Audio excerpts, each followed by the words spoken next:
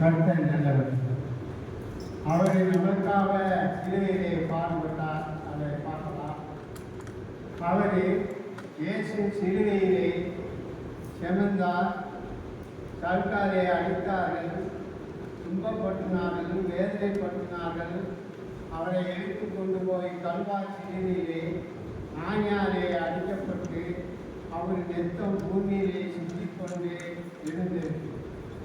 அப்போது வேதனையோடையும் துன்பத்தோடையும் இருக்கும்போது அங்கே சிலுவையிலே சொன்னார், பிதாவே, இவர்களும் உன்னிருந்து அறியாமல் செய்தார்களே, இவர்களை நீ மன்னியும் என்று சொன்னார். சிலுவையிலே சொன்னார்.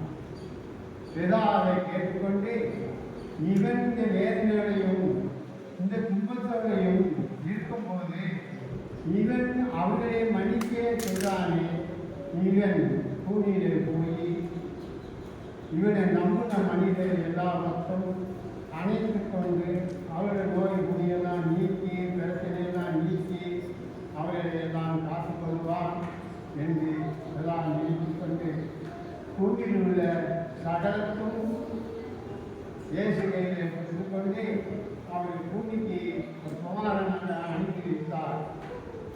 இயேசு இந்த உலகத்துக்கு ஒரு குமாரனாக இருக்கிறார்.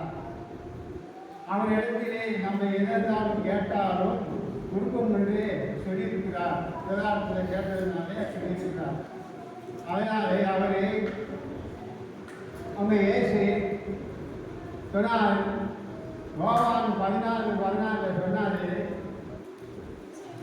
என் நாமத்தினாலே எதை கேட்டாலும் நான் தருவேன் என்று சொல்றார். அதே போல நாம் சிந்து சாட்சி மாதிரி ஒரு வார்த்தை சொல்கிறவங்க, நான் எதா இருந்தாலும் ஐயா அம்மா எனக்கு சோகம் பண்ணுங்க, ஐயா எனக்கு சோகம் பண்ணுங்க அப்படின்னு நான் கேட்கவே மாட்டேன். அந்த வசனத்துப்படி நான் ஆண்டவர்கிட்ட கேட்டேன், சோகம் பண்ணுறேன். மண் எடுத்தாலும் சரி, காற்று எடுத்தாலும் சரி, பவர் எடுத்தாலும் சரி, மேலே பார்த்தாலும் சரி, மண்டி ஒரு சோகம் பண்ணி கேட்பேன். அந்த வசனத்துப்படி எல்லாமே நீக்கி சோகப்படுவார். அந்த வசனத்துப்படி எதா இருந்தாலும் நம்ம கேட்கணும். யதார்த்தத்திலே நாம் கேட்டு பூமியிலே இருக்கிறேன், நீங்கள் எதை கேட்டாலும் நான் தருவேன். பிள்ளைகளாலும் கேட்டாலும் சரி, நீ கேட்டு பார், நான் தருவேன் என்று இயேசு சொல்றார். கேரளாவிலே அங்கீகரியாவிலே ஒரு விசுவாசி ரொம்ப நாளாச்சு, அதில் நான் போய் கேட்கல. ஆண்டு சொல்றார். 1917 பிறந்தான் அவன் தமிழ்நாட்டில். அவன் கேட்டாக்காரன் ஒரு விசுவாசி, பிள்ளை இல்லை. அவனுக்கு வேலைக்கார தோட்டம், தேயிலை தோட்டம், நிறைய பணங்கள் நிறையா இருக்குது. பிள்ளை இல்லாமல் வருத்தப்பட்டு அவன் 3 வருஷமாக சோகம் பண்ணிக்கிட்டே வந்தான். ஆண்டவரே ஒரு பிள்ளை கொண்டு, ஒரு பிள்ளை கொடுத்து சோகத்தே வந்தான். ஆண்டவர் ஒரு பிள்ளை தமிழ்நாட்டுக்கு கொடுத்தாரு. அவன் இடத்துல போய் வாழ்ந்து அவன் ஞானத்தானம் பேர போய் என்ன எடுத்தாங்க, ராமசுந்தரன் என்று பேர் கொடுத்தார்கள். அப்படி அவன் ஆண்டவர் எதை கேட்டாலும் கேட்டு பாருங்க, கேட்டுட்டே இருங்க. ஒரு நாள் 2 நாள் அவமானம் கேட்டாருங்க, சும்மா கேட்டுட்டே இருங்க. சாத்தானெல்லாம் சொல்றாரு, ஆண்டு சொல்றாரு, நீ சாத்தானே, நீ சோம்பன நேரமெல்லாம், என் வார்த்தையை பேசுகிற நேரமெல்லாம் நீ சாத்தானே ஒரு வார்த்தை சொல்லு. சாத்தானே, என்னை விட்டு விலகி நீ ஓடிப்போ, வெளியே ஓடிப்போ, இயேசுவை நாமத்தினாலே கெட்டி செலுக்கிறேன் என்று ஒரு வார்த்தை கடை சொல்லு. கொஞ்ச காலம் கேட்டுக்கிட்டு சாத்தான் ஊடி விட்டு விலகி ஓடி போவான். நீ அதை காண்பா என்று சொல்றார். அதே போல ஆண்டவன் நல்லவராக இருக்கிறார். நான் பயப்படும் போல அதை சாதிக்கு நான் சொல்கிறேன். சிறுவடியிலே ஆரம்பிக்க போலே பயப்படுவாங்க. சாப்பிட்டு போலே இப்போ நான் 75 வருஷமாக ஆரம்பிச்சு இடத்திலே எல்லாம் கடந்து ஆண்டை மேய்ச்சி இருந்தேன்.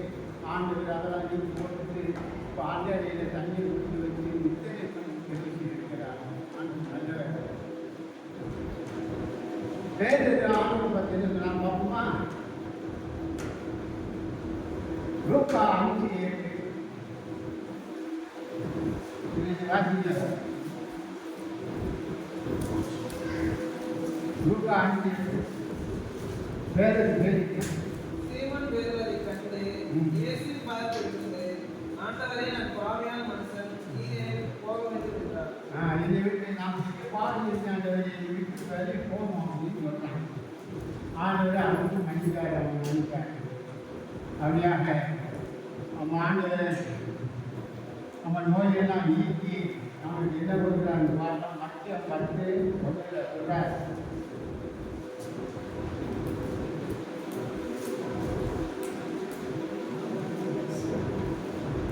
பனிரெண்டு சீசர்களே கண்களில் வரவழைத்து அசுத்த ஆவிகளை துரத்திவிட்டு சகல விதாரிகளும் சகல நோய்களையும் நீக்கி ஆண்டவர் அவங்களுக்கு அதிகாரம் கொடுப்பார் என்று அந்த மதம் சொல்லப்படுது. அதே போல ஆண்டவர் மேலே நம்பிக்கையோடு இருப்போம்.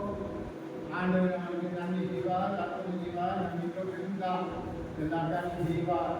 ஆண்டவருக்கு ஏதாவது நம்ம கொடுத்து கொள்வோம். ஆண்டவர் நம்மளை உழைக்குவார். கேரளாலாம் பார்த்தா கேரளாவை எழுதுவான்னு போனேன். கேரளா சைக்கிள் போனேன். அங்கெல்லாம் பார்த்தா பெரிய பெரிய படகு அவங்கெல்லாம் பார்த்தா 5000 2000 மீன் கடனை மீன் எங்கே வந்து ஒரு 50,000 இருந்துச்சுன்னா 5000 கொடுத்தாங்க. அங்கே சுருக்கமாச்சுன்னா 2000 கொடுத்தாங்க. உங்களுக்கு மீன் வந்தா அங்கே கடலில் இருந்து அங்கே கேரளாவிலிருந்து நீண்டக்கரை பெரிய பாட்டு கடலை பார்த்து பொறுப்பிக்காதான் பெருங்கடல் அதில் மீனை பார்த்தா அதனால மீன் சொன்னார். அங்கிருந்து அந்த கடலே ஒரு லட்சத்துக்கு கிடைச்சின்னா 10 லட்சம் 10,000 கொடுத்தாங்க. கொடுத்தாங்க. அதே மாதிரி ஒரு பேர் சும்மா படிச்சு இருக்கிறாரு. அவங்களுக்கு ஆண்டுக்கு விசுவாசமாக இருப்பதுனாலே அவங்களுக்கு ஒரு வேலை கொடுக்குறாங்க. ஏதாவது வேலை கொடுக்குறாங்க. அப்போ அவங்க 20,000 சம்பளம் வாங்கினாங்க. அப்போ ஒரு 2,000 5,000 கொடுத்தாங்க. பார்த்து எப்படின்னா அந்த அந்த விளத்தாளை எழுதி 5,000 10,000 எழுதி அதை அந்த நோட்டை மட்டும் கொடுத்தாங்க. அப்புறம் இங்கிட்டு தங்கி ஊரை இதே மாதிரி கட்டினாங்க. அந்த 5,000 உள்ள போட்டுட்டு அந்த சீட்டை மட்டும் வச்சு அந்த பால் கொடுப்பாங்க. அவங்க மொத்தம் 2 வருஷத்துக்கு கடைசியில் 4 சொல்லி மொத்தம் கூட்டி 50,000 அப்படின்னு சொல்கிறாங்க. ஏன்னா படத்தில் மீன் பிடிக்கிறவங்க நிறைய அவங்க நோய்க்கிறார்கள். அதே போல நம்மளும் ஆண்டவருக்கு நம்ம குடும்பம் நம்ம மோசமாக நடக்கு ஏதோ நம்ம கையில் கொடுப்போம். ஆண்டவர் நம்ம உழைப்பாரு. அந்த கொடுப்போம். அடுத்து 2024